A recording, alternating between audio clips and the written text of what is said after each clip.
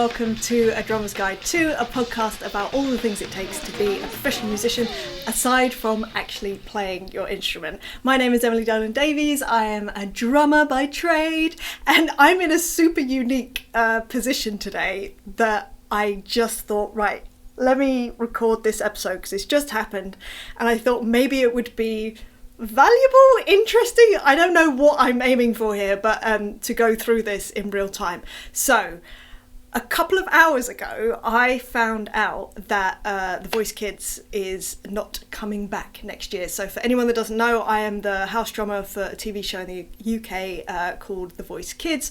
It's basically The Voice, but the kids version. I've been doing it for the last sort of 4 years, and every year it comes back around, but as it turns out, it sounds like, well no, definitely, because there's been a press release and everything, it is not coming back for 2024. Now, this is, I speak about sort of moving on from gigs and all that sort of stuff, but I just thought, wow, this is actually happening right now. As I say, I found this out a couple of hours ago, so I just thought that I would share kind of my thought processes, how I'm feeling about it, I guess, and just hopefully it will help someone out there who is also going through a transitional period when it comes to work or a band or gigs or whatever. So I will start out by saying that I have this weird coping mechanism that I have employed for, I feel like, the whole of my life, which is terrible, and I really, really, really would not recommend it. And that is, no matter what's going on, I always try to imagine the worst case scenario, so that at least if that happens, I'm not blindsided. And in all honesty, I have this at the end of every single season of The Voice Kids, every gig that I've been on, but I just think, right, there's a chance that this isn't coming back. So I assume that it's not coming back, as in my whole thing is, like, nothing in life is guaranteed. I had it when I very first started working with The Voice, because it was kind of split up into two segments of work initially. So it was the back end of 2019, I think it must have been. In fact it was, because it was just before COVID. The back end of 2019, I was booked, but I wasn't booked for the second block of work in 2020, and I figured, they just want to check that I can do the job, want to check that I fit in, that it all is going swimmingly, whatever.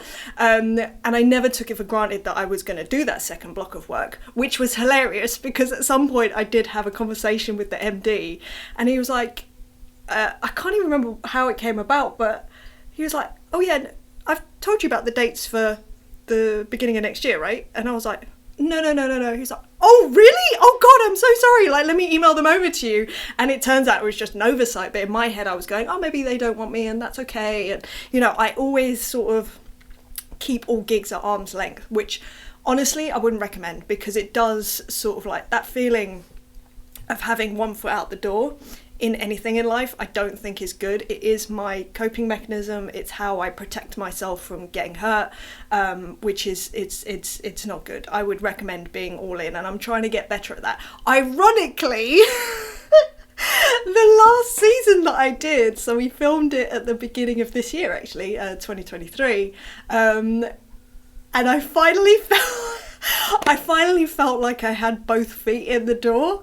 I finally felt like I was a little more relaxed. I was able to be myself. I was comfortable in the fact that, when I was having a vulnerable moment, I felt safe. I felt safe with these group of people in the environment that it was. And that's a big step for me, to have that trust in an environment. Massive. Only took 4 years. So anyway, I finally felt like I'd broken the back of it. I can't tell you how much I enjoyed the last season. It was just brilliant. There were still hard moments, and it was very challenging at times, but within all of that kind of stuff, there was this safety sort of feeling around all of it, because I didn't feel like I was the new kid. I didn't feel like I was kind of trying to prove myself, which I'm pretty sure that nobody in that room ever felt that I needed to, but I did all the time. So yeah, I finally felt like I was in a good place with it. And of course, lo and behold, I get this news this morning and I'm just like, of course. But again, it's a really bad way of thinking that I'm going, of course that happened because you finally got comfortable. Of course that happened. And it's that negative side of me that does come out sometimes. And as I say, it's not great. It does protect me a little bit, but at the same time, it kind of, I don't like that voice being proven right. It's not nice. Although we know that everything will come to an end at some point. It's just, it's such a shame that it's happened after the fact. So I'm kind of looking back at my experience and going, oh wow, that was the last time. I just didn't know it. I sort of try to live my life that I do, you know, appreciate every moment, thinking this may be the last time that I play this song, this may be the last time I play with these people. But when it actually happens, different story altogether. So anyway, I just wanted to share like how I'm thinking, how I'm gonna deal with this, because you know, there's the obvious thing of like, for the last 4 years I've blocked out the beginning of my year. So we always film between, apart from the first season where we did some filming sort of, I think it was October till December, and then a second block which was January to March, which has been the same every year since. It's just January to March or April.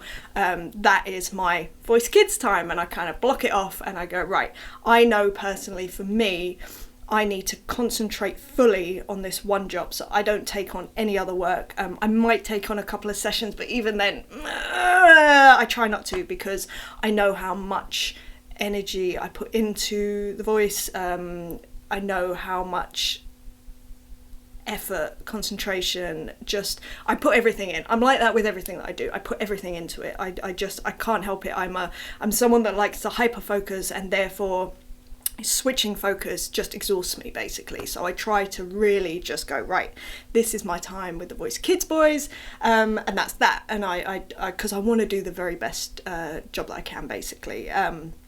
What comes with that also is that, you know, practically I know that I have a particular amount of income over those 3-4 months, which is very useful to plan out my year. So anyway, that's gone away, so that's interesting. Yeah, that's interesting. That's the reality of it. You know, I that's a big chunk of my income that's disappeared, literally overnight. So that's fun. So yeah, I suppose at the moment I'm just trying to acknowledge all of the like losses and acknowledge that I am sad about some of the losses, most of them, the majority to be fair. I mean, the number one thing that comes up for me in terms of this gig ending are the people. I mean, if you followed me for any amount of time, you know that I just love people. I love their stories. I love connecting with people. This situation is so unique. I mean, every situation is unique, but that within the band even. So there's one dude, Ben Epstein, shout out to Ben Epstein, who I've known since I was 15 years old. We randomly met when I was playing a heavy metal gig at a place called Catch 22 in East London. I'm not even convinced that it still exists, or if it does, it isn't called Catch 22, I doubt. And I remember my mum dropping me off with my drums and me like carting all my drums up this spiral staircase into the venue. And then one of the bar staff was, I think he was the only one there, he was like, oh, do you want a hand? And usually I'm like, no, I'm fine. But he helped me, and I was like, oh, that's really cool. Like, usually when I'd go into a venue, nobody would even ask. So anyway, I just remember just being like, oh, that's really cool. Anyway, didn't think anything of it. I didn't even think about it really, but weirdly, it's weird that I remember it. And then 3 years later, I went to do a recording session with a guitarist that I was working with, and there were other weird connections, but this dude turns up, bass player, and he's like, I feel like we've met before. Anyway, turns out this dude was the dude that helped me on that gig when I was 15, and I was like, this is mental. Anyway, it turns out we had mutual friends, we'd grown up in similar areas, and we sort of kept in touch from then. Phenomenal bass player, side note, phenomenal. And then obviously we kept in touch, we did gigs together, we did tons together. And anyway, he was the bass player on The Voice Kids, and to get to play with him is just wonderful. He really is truly like family to me. I've known him for so long, and because he's from North London as well, like there's a real, there's so many points of reference that we have, and when I talk to him, I'm like, I feel like I'm home, you know what I mean? He's one of those people, which is awesome. And then other musicians on that gig who are just absolutely phenomenal, who I'd wanted to play with for years and years and years. People like Dave Tench, MD, phenomenal human, unbelievable musician. People like Ben Jones, guitarist. Oh my God. I remember seeing Ben Jones down, I think it was at Ronnie's, and I was just like, this dude is unreal. And then he got on the drums and I was like, this dude is unreal! Like, he was the most intimidating person ever in the world for me, and he's also the sweetest dude in the world. And also we both have a few kind of, he would occasionally play really heavy, like, metal riffs almost, and I'm like, oh my God, like, I know this! I haven't even thought about this song for like 15 years, and you know, there were just these sort of funny little moments of connection. And then Jake Edwards-Wood, absolute amazing human, who I first played with him when he was 18, and he was unbelievable then, he's unbelievable now. Mutz, who is the guy that does all the programming, he's amazing as well. Anyway, I'm sort of just listing people now, but the point is that they are the people that I'm going to miss. Also the production people, Joe Hudd especially, massive one. Yeah, that is sad to me, and I'll tell you why as well that's sad to me. I know myself, and I know that I am very, very, very not good at reaching out to people just because. I always need a reason. It's one of these things, I don't know how to just reach out and go, hey, how you doing? Do you fancy meeting up for a drink? Or do you fancy, like, I can't even finish that sentence because I don't know how to do it. It's ridiculous. I know how to work with people. I know how to, I have this thing about birthdays. I try to remember as many people's birthdays as I can. There's certain birthdays that are impossible for me to remember. Anyone that's got a birthday in October, most people that have a birthday in September, forget about it. I don't know what it is about those months. I can't remember birthdays in those months. But it's a good reason for me to reach out to people just to touch base. Because otherwise I'm useless. I'm just useless. I don't know how, this is going to sound so lame, I don't know how to be a friend. I know how to be a work colleague, I definitely do. And don't get me wrong, I do have friends, but they're a very, very small, tight-knit group. And often our friendships are based around, do you want to go and get something to eat? Which is nothing wrong with that. So anyway, I know for a fact, unless I have a massive personality change, which I'm not planning on, there's a chance that I may never see some of those people again, and that is sad to me, and that is one of my life's what's the word, themes, I suppose. There's people that I've been on tour with, worked with, where we've been through like a lot tumultuous situations, you know, with a lot of like emotion, where we've had to band together, where it's felt very like survival kind of situations. You know, we've literally just had each other's backs because there's no other choice, and we just need to like power on through, and we're a team, and you know, we're inseparable, and you know, we are truly a family. And in that moment, you know, you're in a tour bubble, and those people are your everything. Like, they are your world. And it's so intense, and you feel it so deeply, at least I do. And then you disband, and, you know, there's people that I have literally, there's a few people I'm thinking of, who I still consider close family. I haven't spoken to them in over 10 years. but I still feel that way, and it's quite possible that that may be the case with some of these guys, and that is sad to me. However, I love however. I must always see the bright side, of course. I'm so grateful for what it was. I you know, it's not lost on me how grateful I am that it. Honestly, I've had some pretty surreal experiences in my life, but I'm pretty sure this one has been consistently the most surreal. Every day you just never knew what was going to happen. The baseline of the gig, as I have kind of talked about on other episodes, but the baseline of how the gig is run is perfect for me. It's perfect for my personality. It's all very quick. It's all very, like, there's no filler in the way that the gig is run. It's just run at such a pace. It's excellent. It's so good. There's no filler time. Everyone knows what they're doing, and we're like a well-oiled machine. And that is my favourite way to work. I like to, in case you hadn't noticed, I like to be productive. I was telling someone the other day, I'm essentially a productivity whore. It's really bad. I need to actually stop because I think I'm going a bit too far with it. But the point is that gig was filled with people who had a similar approach to working, to getting the job done, which meant that when all the crazy stuff happened, it was fine because the base, the foundation was so solid. We didn't even need to worry about it. Speaking of which, Steve Parry, massive shout out to you. He's the guy who writes all the charts for The Voice Kids and The Voice.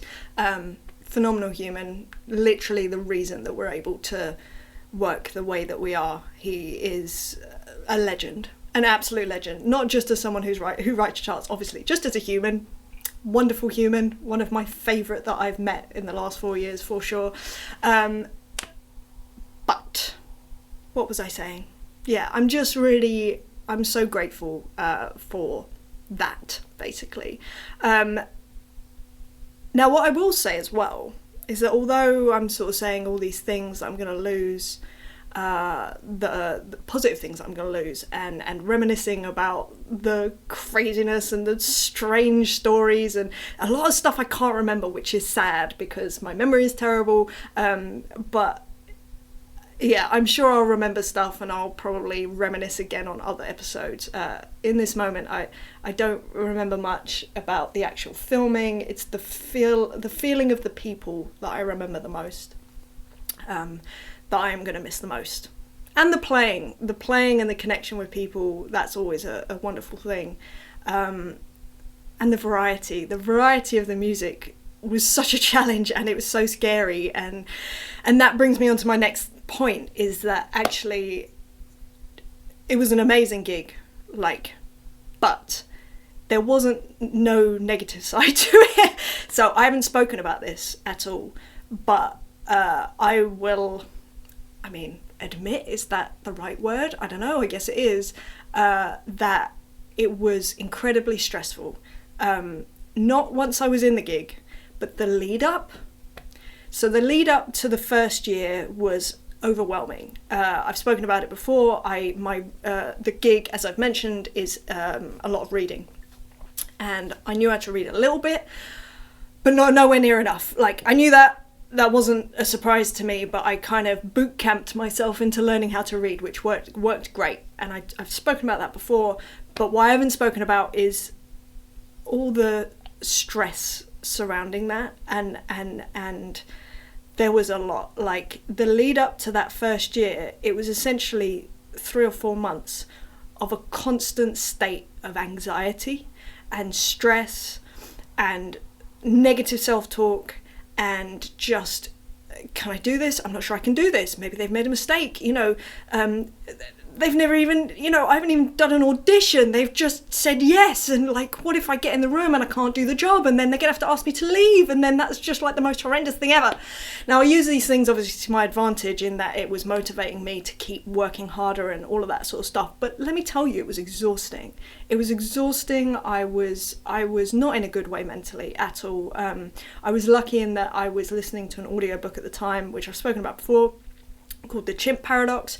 That really helped me. I happened to be listening to it at the right time, and it gave me a lot of tools to kind of just talk myself down and all that sort of stuff. And by the time I got into the gig, it was fine. And I remember the first song I played with them, which was Come Together by the Beatles.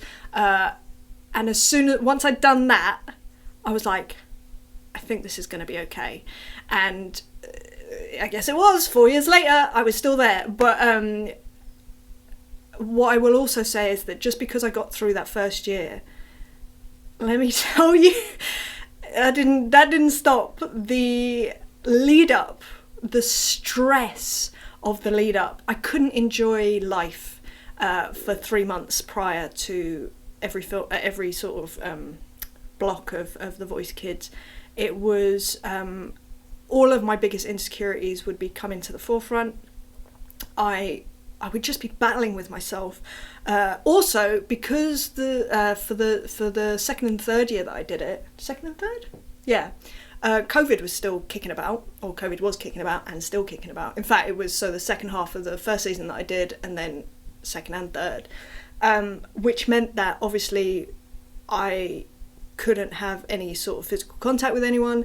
Turns out hugging people, big part of my personality, big part of how I connect with people, and being able to talk and being in close vicinity and all of that sort of stuff, massive part of how I connect with people. And I couldn't do that, which meant that I didn't feel like I could be myself, which meant that I was feeling just incredibly insecure. I couldn't rectify anything within myself because it was so unusual. Obviously, we were all going through this. It was so unusual, and it was just really hard to navigate, generally speaking. So anyway, but yeah, these lead ups to each block of work was pretty bad. It would start out low level stress, and every year, bar this last season, I would have one evening where I would have essentially a panic attack, and it wasn't necessarily obviously about that. It was just interesting that it always happened in the lead up, and it just where everything felt so much, and I wanted to run away, and I couldn't breathe, and I was just like it's all too much. And this would happen yearly. To the point that I was like, maybe this isn't good for me. Maybe I shouldn't be doing this gig. It's giving me so much stress. But then inevitably I'd go do the gig that year, and all those challenges that I was being faced with, I would overcome. And anyone that knows me and has followed me for any amount of time knows how much I actually love overcoming a challenge, and the feeling at the end of a season or the end of a filming session where it's gone well and it's happened and I did it. That there's so many moments of exhale, or what I call exhale, that would happen, and it was just like, oh, life is amazing. Life is so amazing, and I'd forget all of the stress because my memory is terrible that had come before it. But I'd definitely come out the other side stronger, with more skills, with more understanding, with deeper friendships with the people that I was with, because often I would have to show my vulnerability in front of people that, I only saw a couple of months of the year, and otherwise didn't really see. And these guys, to me, are world class. Like, world-class musicians, world-class humans. I always felt like the weak link, the imposter, and to show a weakness in myself in front of them, let me tell you, worst thing ever. The last thing that I wanted. However, once I got into, I think it was the third year with them, I realised that we all had weaknesses, we all had vulnerabilities, and it was okay to show it. And that third year was definitely a bit of a turning point where I was like, oh, okay, this is okay. I'm allowed to not be perfect here. Difficult thing to realise, difficult thing. The fourth year, I leaned into it. I was like, well, I'm freaked out about this song. Well, okay, and I was just very upfront about stuff, which freed me so much. So that in itself was a really good learning experience. Also, side note, did not have a panic attack coming up to the 4th series, so that was interesting. That was very interesting. Sorry, the 4th year for me, it was actually season 7. I came in at season 4, and we've just finished season 7. So anyway, there you go, there's a positive from not doing the gig. Let me tell you that the positives outweigh that, and if it could carry on, I'd love for it to. I really felt like I'd gotten to a place where I was semi-comfortable with the situation. But maybe that's good that it doesn't carry on, because for me, I like to be challenged. And as much as I hate to admit it, if I get comfortable, it's not I get bored, but I like challenge. I like growing. But this is what I mean. In The Voice Kids, you're always growing because there's always new songs. There's always something that you can't do very well or that you can grow from or whatever. And that was the brilliance of it, because it had become growth within an enjoyable group of people and a safe space. And that sucks. This sucks. This sucks. This really, really sucks. I'm going to miss it a lot. Yeah. Okay, so I think it's good to acknowledge the things that you're going to miss. And obviously after I record this, I'll be taking time to really feel these feelings even more. That's something else I've learned recently. It's okay. It's okay to feel the negative. You don't have to only find the positive. It's okay to be sad. This sucks. This sucks. So anyway, what I also have been thinking about is that although, let's talk about a loss, right? Loss of income. That sucks. To know that I had a sort of chunk of income at the beginning of every year has been quite settling, and it's very unusual. Well, in my experience, it's very unusual to sort of know, right, at this period of time, I will have roughly this income, which is great, and I can sort of plan ahead from that. That's been a nice thing. It's been unusual, so I'm gonna have to get back used to having the uncertainty of that. But that's okay. I've had years of that, so that's just it's not a massive adjustment. However, let's talk about the positives of that. So yeah, there's a loss of income, but there now is a big space of time. I now have 3 months of my year that I didn't have before, which means that I have space for opportunities to come in, and that is really exciting to me. Someone once told me, I think it was back in, I know when it was 2008. No, 2008, 2009 maybe. I think I'd just left the Hours, and a drummer said to me, he said, one thing that you have to just have is a blind faith that things will come in and it'll all be okay. And I've never forgotten that. And I've always had that since then. I hadn't before that. I sort of was like panic all the time. Stress all the time. But I started kind of just, I suppose, giving into this thing of like, I have to just trust that things will come in. And I wasn't able to do it all the time. I still panicked and still do to some degree. But the older I've gotten, the more that I've done this, I do recognise when I'm looking back at stuff that once space has been created, new and interesting opportunities that wouldn't have worked had I have been still doing what I'm doing, they sort of open up, and because that space is there, I'm also open to like new things. So I don't know what this, now that I have this new space of time every year, and I'm not talking just obviously time, headspace, energy, emotion, all that sort of stuff, that's exciting to me. Like, that's truly exciting to me, because I know how crazy life can be and how the strangest things happen when you leave space. Like I say, it's terrifying. And it may be that I fill the space personally. I might decide to do something new, create something new. I, of course, have a few ideas in my head because I can't help it. It's how I roll. There's one in particular I think I really want to do. But I don't know yet. Or it can be putting more time into the studio and recording for other people, or it can be putting more time into doing one-on-one coaching, which is one of my great loves, and then, or it could be like doing more masterclasses or clinics. I'm doing the Drummer Odyssey camp later on this year in Bristol, so that is kind of like, oh, well, maybe I could do more of that. That could be interesting. Or just leave it and let things come, which is difficult for me. It is hard for me to just leave space.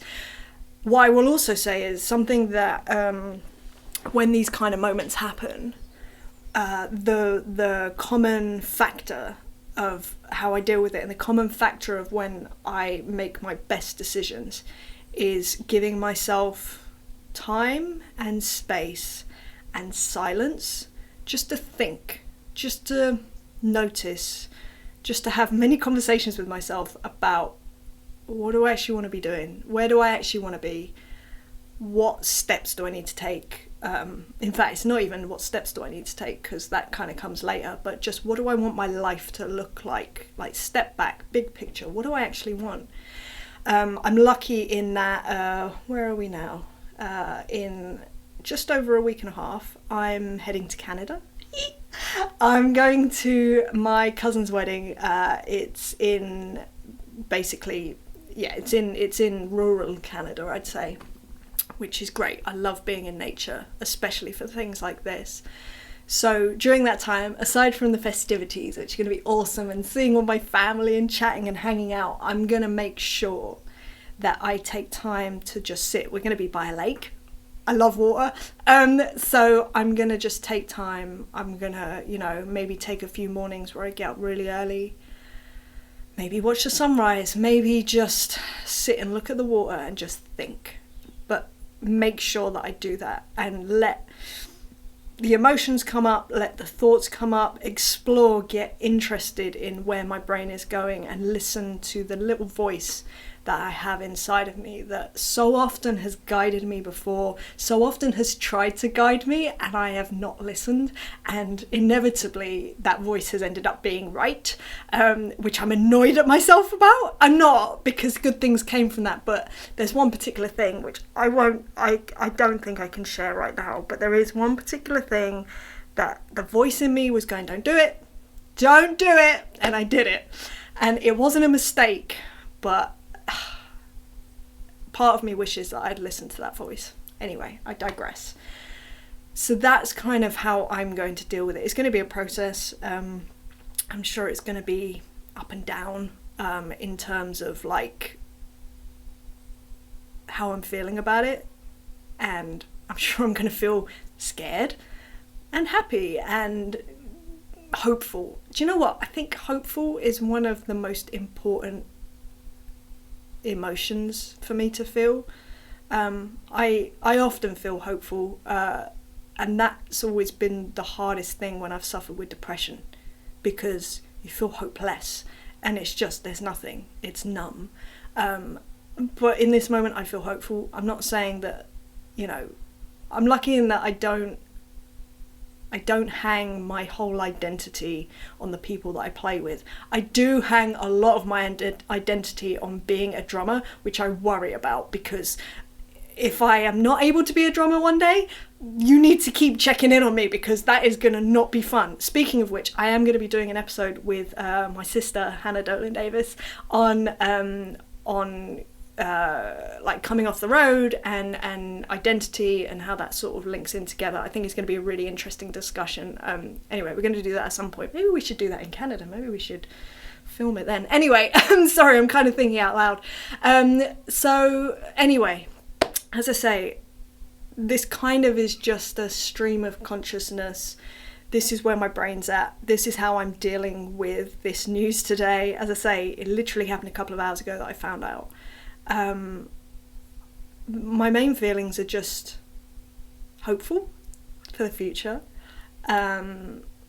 just enjoying reminiscing about how great it's been, how much I loved that gig. I love those people. And I'm not just talking about the band. I'm talking about all of the people involved. So all the production, film crew, everything.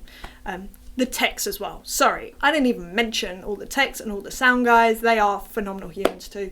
I feel like I should do literally a name check, but you're not here for a name check. I already did enough of that earlier. And recognising the things that I'm going to gain by not doing it, if that makes sense. So gaining time, losing that kind of panic attack stress. I'm sad I'm not going to be challenged in the same way, in such a condensed way, because that was my favourite thing about the gig. Definitely, 100%. The amount of challenge within a very short period of time. 60 minutes worth of music would be... How many songs would that have been? Like 40 songs. And let's say a quarter of those are things that I wouldn't usually play. That's a pretty high turnaround of challenge. And when you get it as well, and when it works, and when it sounds legit, and you're like, oh my god, yes, this is awesome! Like, I'm gonna miss that. But there'll be other challenges that I can do. And do you know what? It's been a great lesson in understanding what is possible for me. Also challenging all the things that I'm most vulnerable about. I've learned so much. I've found out so much about myself through doing that gig, and that's not just playing wise, that's personally. I've made some great friendships, and yeah, I'm really going to miss it. But hey ho, onwards and upwards. Something else will come along, or something else will happen, or I will choose to do something, and I'm sure that will bring with it all new manner of challenges and fun stuff and hardships and all the stuff, all the things. But if you're also going through a transitional period, it may not even be to do with work. I just want you to know that I'm here. It's happening to me too. And I hope my sort of inane rambling, my walking through how I'm feeling about it all has kind of helped you in some way. If only just to not feel like you're the only one. And you may not be going through this now, you may have been through it in another scenario, and I think I did an episode recently where I sort of said, look, we all go through this. It's happening right now in real time, and I couldn't pass up this opportunity to just share with you exactly what's going on in my brain. Side note, I'm pretty certain that doing this episode is a slight coping mechanism for me right now. So that's something. I don't know if that's good, I don't know if that's bad, but we'll see later when I'm like in tears. No, I don't think I'm going to be in tears, but I think I will shed a couple of tears. I think out of gratitude that it happened more than anything. I don't think it's sadness of no, there will be sadness and loss. But anyway, right. If you've enjoyed this episode, if this has helped you in any way, then please feel free to like, share, subscribe. If you'd like to go the extra mile, you now can by joining my Patreon. If you go to patreon.com/EmilyDrums, you can get early access to new episodes. I do Zoom hangs, and you can also request subjects that you'd like me to cover to help you on your journey, basically. And you can, as you are, since you're a part of mine, it's only fair that you can like actually say, could you speak about this? So yeah, I hope you're having a nice day. I'm having a day. I'm sure it's going to be up and down, but I weirdly feel really happy that I was able to share this with you so you can truly understand how I get through these things, how I tackle them, not get through them. I don't think that, because I'm not getting through it just yet, but I'm tackling it. I think it's going to be a few weeks before I can kind of glean some sort of resolution or idea, or I'm not sure yet. I'm trying to not put a label on it. I just know that I need to give myself space and silence and just keep on keeping on with all the other stuff that I'm doing, like this. So anyway, I hope you're having a lovely day wherever you are, whatever you're doing, and join me next time for another episode, and we'll see where we're at then. All right, lots of love to you. I'll see you later. Bye bye.